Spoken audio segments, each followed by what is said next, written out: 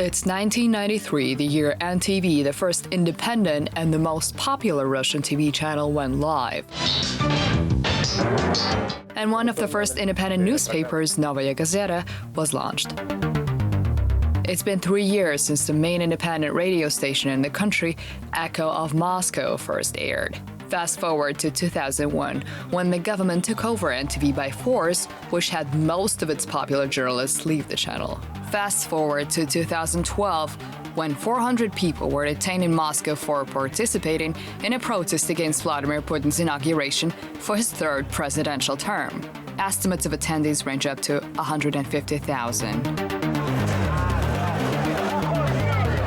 Fast forward to 2022, when Novaya Gazeta, whose editor-in-chief just received the Nobel Peace Prize, was court-ordered to cease operations, and Echo of Moscow was taken off the air for the first time since 1991. You might be wondering what links these events, especially seeing that they are so far apart.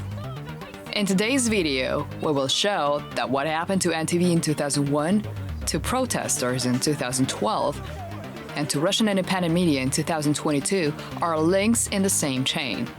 This is the story of how Vladimir Putin killed freedom of speech in Russia. NTV was founded in 1993 by oligarch Vladimir Gusinsky as part of his media empire, Media Most, which included many other major outlets, including Echo of Moscow. By the end of the 90s, NTV was one of the most watched TV channels in the country and the best rated one.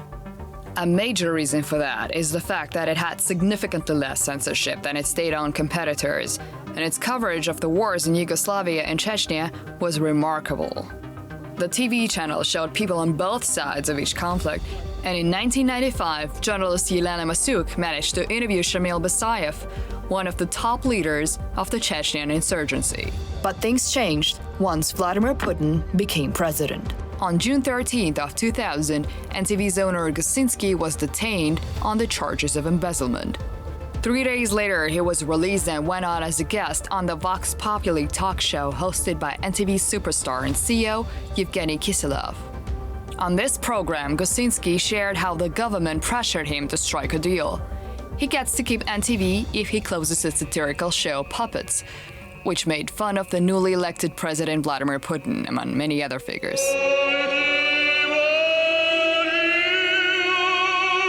Subsequently, in 2001, Vladimir Gusinsky fled to Spain, and NTV was taken over by the government-owned company Gazprom, which sparked protests in Moscow. The protests against the takeover of NTV were allowed to take place and were not dispersed by law enforcement. However, only 5 years later, a series of protests known as the Dissenters March took place in multiple major cities in Russia. These protests were led by former world chess champion turned activist Garry Kasparov, ultranationalist politician Eduard Limonov, and former Prime Minister of Russia Mikhail Kasyanov. There was another figure there who was less known than the other three. His name was Alexey Navalny. The Dissenters March saw the birth of such famous slogans as "Russia without Putin" and "Free political prisoners."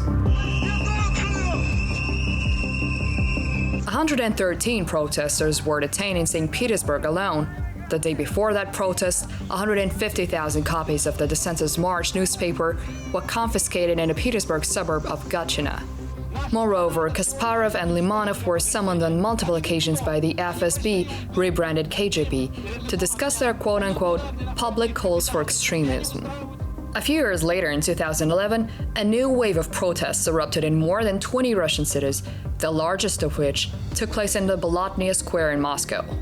This protest was a response to the blatant election fraud that was observed during the legislative election a week prior. In 2012, the protests returned to the Bolotnaya Square, this time opposing the inauguration of Vladimir Putin for his unlawful third presidential term.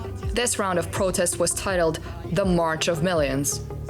Over 400 people were detained, and the term Bolotnaya Square case was coined to mark the first time that criminal cases were initiated against protest-goers. This was the series of protests which propelled Alexey Navalny to national recognition as one of Putin's main opponents.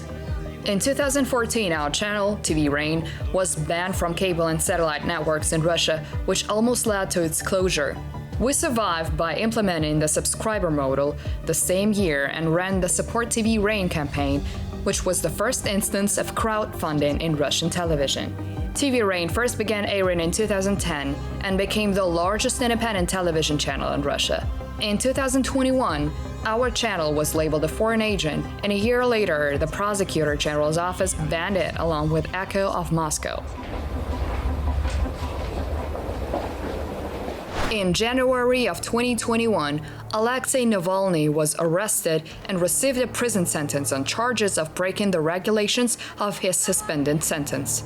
A new protest took place against this fabricated case against Putin's main foe.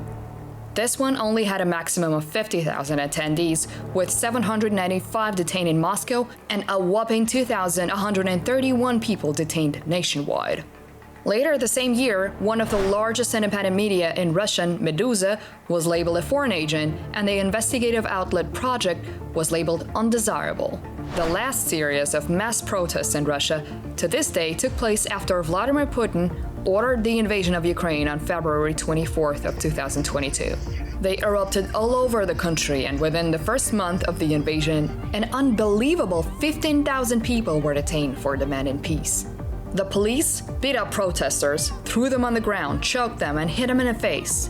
The protests saw a resurgence in late September 2022 when Putin announced the mobilization.